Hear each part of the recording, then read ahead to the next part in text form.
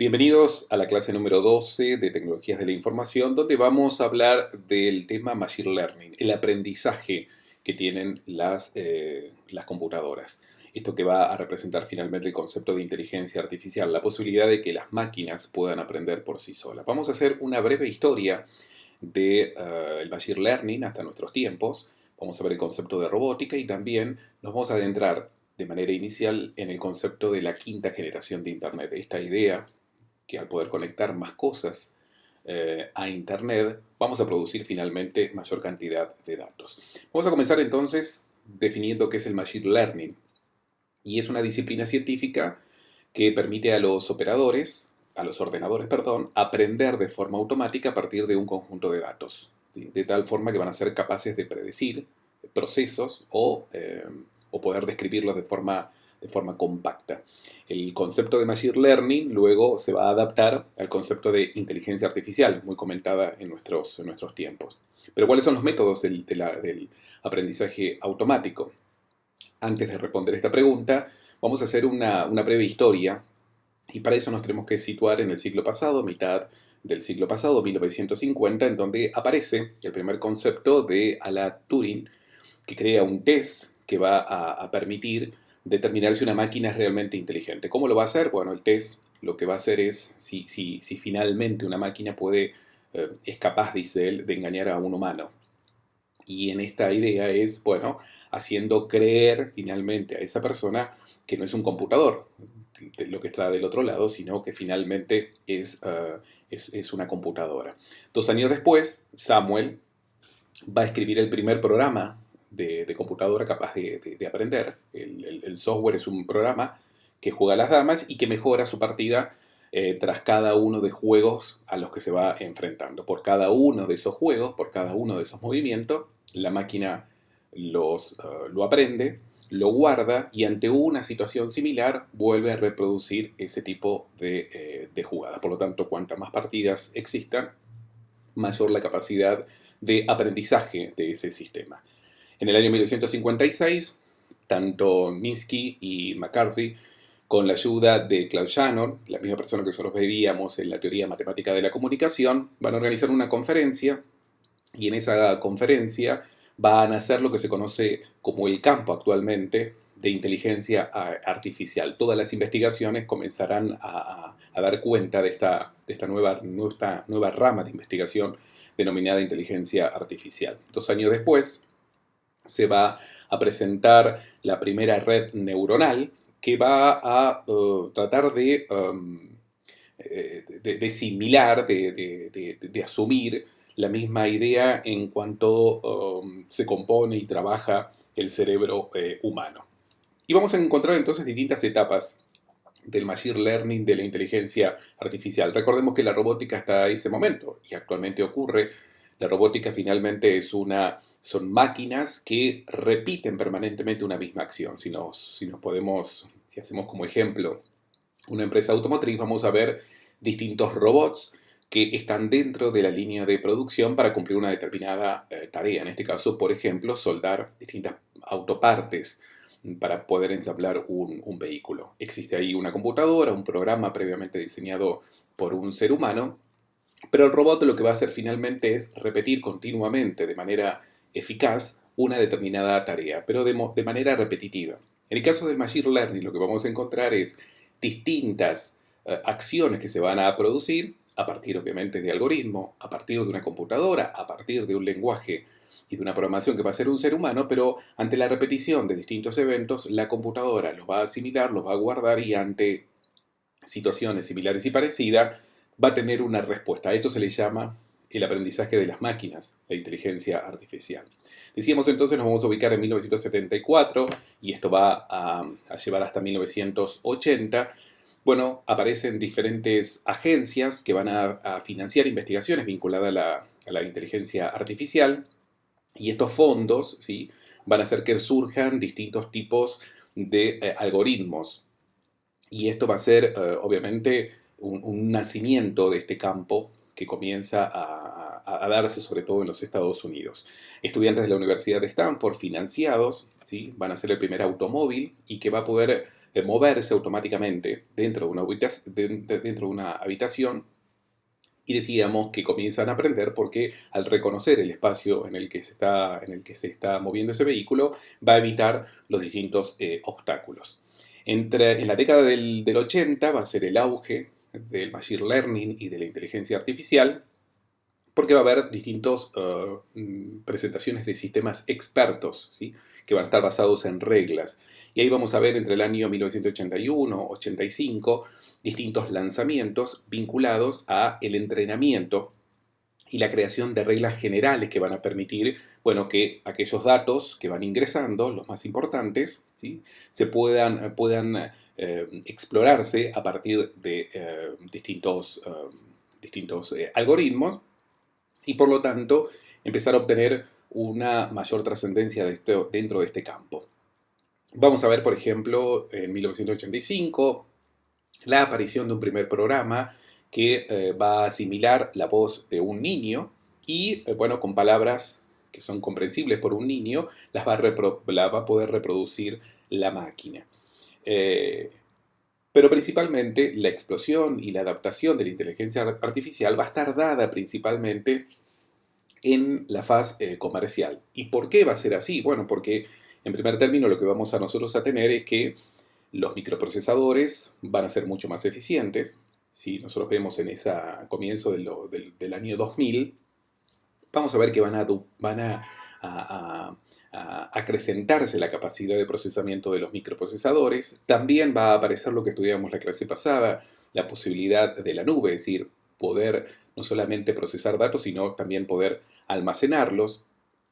Vamos a ver la idea de que las compañías nos van a ofrecer software, es decir, programas para poder hacer ese procesamiento y también la infraestructura que va a correr dentro de la red de Internet con servidores mucho más potentes al servicio de la industria. Por lo tanto, como decíamos, vamos a tener por un lado mayor nivel de procesamiento, mayor nivel para poder alojar esa información, mayor calidad de programas y también mayor posibilidad de infraestructura. Todo esto hará una explosión y una adaptación comercial de la posibilidad del machine learning y de la inteligencia artificial. Por lo tanto, el aumento de la potencia de cálculo, la abundancia de datos, lo que hará es que el campo adquiera una mayor dimensión. Y aquí los que más van a aprovechar de esto serán las empresas que van a ir transformando esos datos, ¿sí? Para poder ir adaptando tanto los productos, los procesos y también los servicios. Y va a ser a partir de ahora la mayor ventaja competitiva que van a tener las distintas empresas. Volviendo a esta idea de comentarles un poco la historia que ha tenido y cómo ha ido evolucionando el Machine Learning, nos ubicamos en el año 2006, donde va a aparecer el concepto de aprendizaje profundo, con nuevas arquitecturas, esta idea de red neuronales, asimilando a la idea del cerebro humano, y por lo tanto se van a mejorar mucho lo que van a ser las distintas arquitecturas, ¿sí? Se van a mejorar los modelos. Va a aparecer el ordenador, en este caso de IBM, que va a vencer en un concurso de preguntas, ¿sí? En este caso con lo que se llama el lenguaje natural, va a poder competir y va a ganar esa competencia. En el año siguiente, 2012, la gente de Google va a presentar en la Universidad de Stanford, va a presentar un proyecto que en este caso se llama Red Neuronal Profunda y que va a utilizar toda la infraestructura que ya tenía Google en cuanto a poder detectar patrones a partir del uso de videos y de imágenes. En el año 2012, un equipo liderado por Hinton, ganador del concurso de visión, lo que van a realizar ellos es una nueva propuesta en cuanto a la idea de la inteligencia artificial basado en esta idea de red neuronal profunda.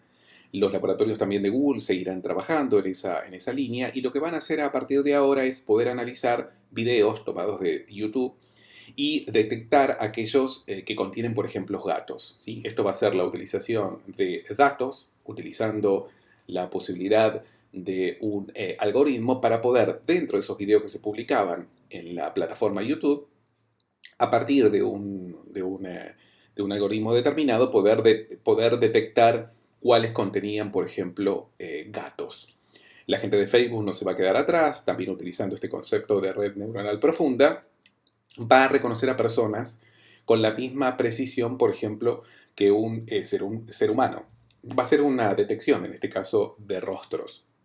En 2014, la gente nuevamente de Google, a partir de una startup inglesa que se llama Deep Learning, lo que van a hacer es, utilizando esta idea de redes neuronales profundas, junto con un algoritmo, van a interpretar la posibilidad de videojuegos y van a jugar al Atari. ¿Sí? Van a reconocer los píxeles a partir de una pantalla, van a jugar y por lo tanto harían los mismos movimientos, ¿sí? Las mismas jugadas que haría una persona. Esto lo que haría es, a través de un algoritmo, poder entrenar a la computadora y por lo tanto la idea de poder batir, en este caso, y resultar ganador en este tipo de juego enfrentando a humanos. La gente de Amazon en el año 2015 va a lanzar también una plataforma de Machine Learning en cuanto a aprendizajes de computadora utilizando sus propios algoritmos. En esa misma fecha, Microsoft también va a alargar una plataforma de Machine Learning en donde van a conectar múltiples computadoras con la idea de poder, a partir de eso, distribuir y poder vender, digamos, a distintos clientes, utilizando su propia infraestructura, utilizando sus propios algoritmos, la idea de inteligencia artificial. Vamos a tener también a Elon Musk, que va a fundar una organización en donde, incorporando una serie de incentivos económicos, la idea es desarrollar el concepto de inteligencia artificial, él decía en ese momento, con impacto en los seres humanos. Esta idea, ¿sí?, de dotar a las máquinas de inteligencia artificial con el concepto de mejorar los servicios y también mejorar a la humanidad. Google hace público una serie de herramientas de cálculo especializado bajo el nombre de TensorFlow, y estas herramientas son especialmente importantes para el desarrollo de redes neuronales y otras aplicaciones que luego se van a ver en Machine Learning. Año 2016 va a aparecer Google con un software en base a inteligencia artificial donde por primera vez va a ganar el juego Go. El juego Go es una especie de juego de damas que se juega en Medio Oriente, que es realmente bastante difícil y que en este caso este algoritmo a partir de inteligencia artificial logra ganar a los expertos y el algoritmo fue capaz de realizar movimientos creativos, según los expertos, que no se había visto hasta ese momento. Pero para hacer un resumen, si nosotros deberíamos entender el Machine Learning, vamos a decir que existe un aprendizaje supervisado y un aprendizaje no supervisado. No queremos aquí ampliar los conceptos porque muchos de estos están relacionados con matemática y particularmente con estadística, pero sí queremos que aprendan estos dos conceptos vinculados al Machine Learning. Decíamos nosotros en la clase pasada que lo que tratábamos de definir que es un algoritmo, y decíamos que es un conjunto de reglas que aplicadas sistemáticamente a unos datos de entrada va a resolver un problema en un número finito de pasos. Si decíamos que es finalmente un algoritmo, es como una especie de receta, ¿sí?, que se sigue para obtener finalmente un resultado. Entonces vamos a hacer una definición de los dos tipos de aprendizaje que hace en este caso una máquina. El aprendizaje supervisado se va a tratar de inferir a partir de ejemplos una función o una fórmula matemática que relaciona un conjunto de atributos con una variable de respuesta. El objetivo es predecir, ¿sí?, la respuesta ante futuras observaciones de esos mismos atributos. En definitiva, lo que se trata de hacer es generalizar. Eso es lo que se busca. Pero vamos a verlo en un ejemplo un poco más claro. Un algoritmo que aprende a predecir, por ejemplo, la edad de una persona. Esa sería lo que se conoce como la variable de respuesta. Bien, a partir de qué elementos, de qué variables va a poder predecir la edad de una persona. Bueno, lo va a hacer desde lo que se llaman las variables predictoras, a partir de tomar cuáles son los gustos, los horarios, el nivel de estudios, el nivel económico. A partir de estas variables va a poder predecir finalmente cuál es la edad de una persona. Esto es lo que se llama el aprendizaje supervisado. El aprendizaje no supervisado son algoritmos que van a permitir describir cómo están organizados o agrupados un conjunto de datos denominados no etiquetados. Y este tipo de aprendizaje tiene lugar cuando se dispone de datos etiquetados. Ahora vamos a ver qué significa esto de datos etiquetados. Y el objetivo de este método es describir la estructura que va a tener esos datos para intentar encontrar algún tipo de organización que simplifique el análisis. Entonces, para ver un ejemplo, volviendo a esta idea de variables predictoras, como por ejemplo la edad, el sexo, los gustos, el nivel de estudios o el nivel económico, estas variables predictoras van a partir de una variable de respuesta, van a poder identificar a grupos similares. Y en el caso, por ejemplo, de una campaña de marketing, una vez identificados estos grupos similares, lo que se va a hacer es poder tener un mensaje distinto dentro de esa campaña para cada uno de estos grupos. Repetimos nuevamente, los grupos van a poder ser descritos a partir de estas variables predictoras. En definitiva, la etiqueta y el grupo de clasificación. En la próxima clase vamos a estudiar entonces los conceptos vinculados a las generaciones de Internet, cuáles son sus principales variables, qué va a aportar finalmente la Internet de las cosas y el 5G como nueva variable que hoy en día vamos a comenzar a poder disfrutar. Nos encontramos en la próxima clase de Tecnologías de la Información.